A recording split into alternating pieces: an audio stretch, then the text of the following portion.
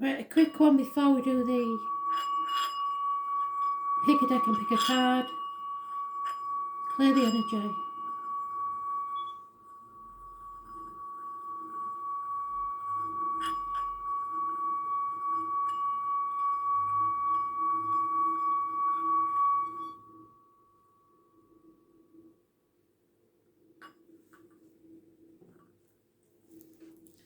Three cards.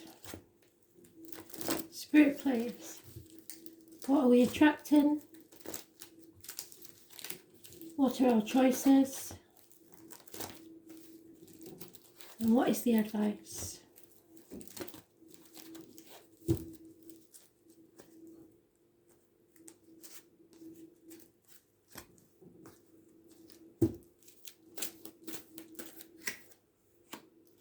Ooh.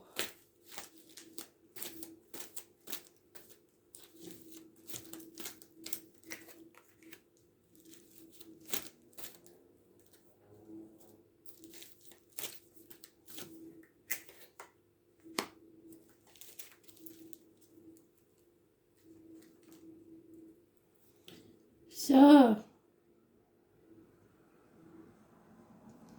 we're attracting success, self-worth, learning to put our boundaries in place, not taking no for an answer, and doing things our way. It's about the face and the head, so could be a makeover, haircut, something like that.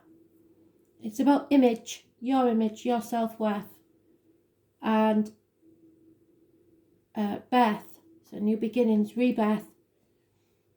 There is Scorpios in there, and coincidentally it's the 4th or the 31st, so it could be the 4th of December. But it is a successful energy, Aries energy. These are all fire signs, by the way. The Two of Wands is power, wealth and good fortune will not make you happy. So rather, just because you're successful and you're attracting success, it doesn't mean that you're going to be happy. It also means that you're at a fork in the road, which we've been talking about for a long time, haven't we? There's no going back to the old way of doing things. We aren't going to go back to how things were, ever. So you have to get used to that idea. So you have to decide whether you'll be taking a new path or staying on the same path but doing things differently. Doing things your way. That's your choice. And some of you may even go backwards, even though it will not be the same. You will go backwards thinking that it's going to be the same, and it isn't. Back into that dark tunnel, that cave. Can you see it? The dark cave. And the dark cave, what's in there actually is a Hierophant, but what's in there in this case, the advice, is illness and bad temper. Not expressing yourself. It's about heart and back issues, health-wise.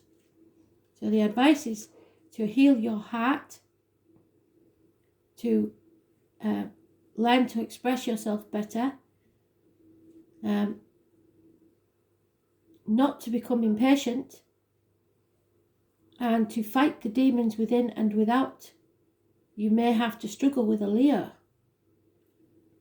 But the thing is, what's worrying me is that this is the cave.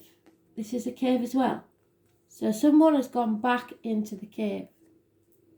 And I think it's because you can't cross that threshold until you settle the matters in the past.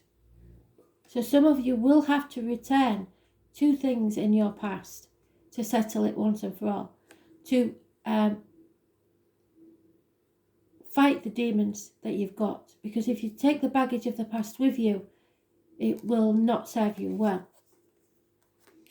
So we have those born on the 8th or the 26th living or past. Date for your diary and address, massively important in a negative way. So avoid those. Avoid Leos. And don't fight with yourself. and don't retreat. Impatience will not serve you well.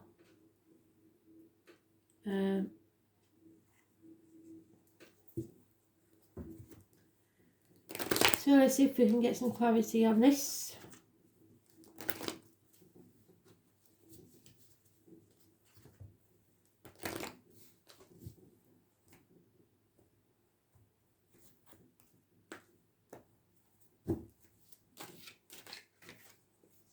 Yeah, disappointment. You've played your part in this disappointment. 5 months is mentioned, but you're not to blame. It's just that you're dwelling too much on the past, and that's what I'm worried about, is that you get stuck because you are stuck in the past. You're in a mental prison of your own making. That's not good for anyone. 8 weeks is mentioned. And you have to feel the fear and take that risk and do it anyway. Face your true north, which we've been saying for a long time.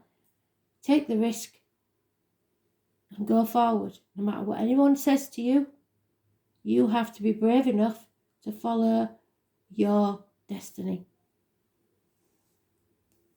Those born on the 22nd, living or past it for your diary and address. Massively important in a positive way. You will make enemies. Someone who was once a good friend or a generous friend, or perhaps financially and career-wise, you will make enemies. But nevertheless, you have to cut through the bullshit, get to the point, the truth, the whole truth, and clarity. Could be a Gemini, Libra, Aquarius child. It will not be easy.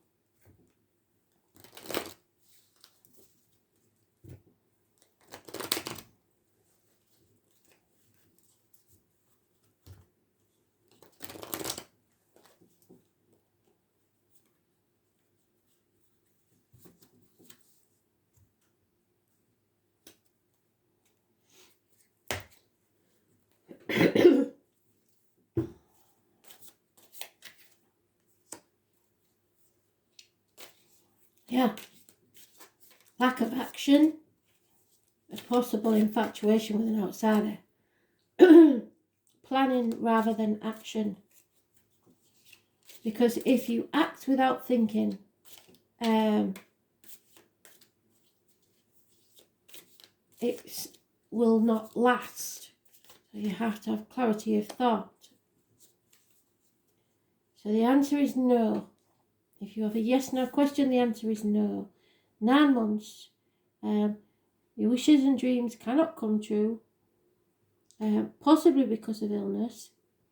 But you have to keep the faith and keep believing in your dream. Even though it's delayed. You have to plan more. And you have to start putting things in order. Ready to move forward.